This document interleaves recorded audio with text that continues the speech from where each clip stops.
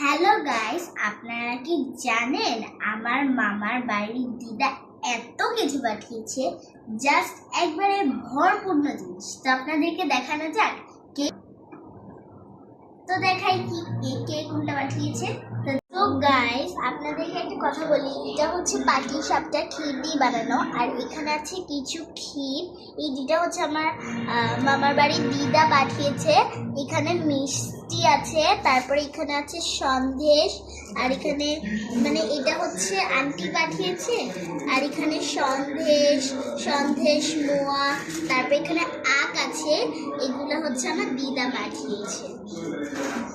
এরপরে ওখানে দুধ আছে, এই দুইটা দুধ হচ্ছে আমার দিদাই পাঠিয়েছে।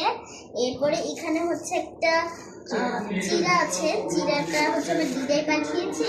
এখানে আমসত্ব আছে, এটা আমার দিদা পাঠিয়েছে। আর এখানে চালের গুঁড়ো আছে, এটাও আমার দিদা পাঠিয়েছে।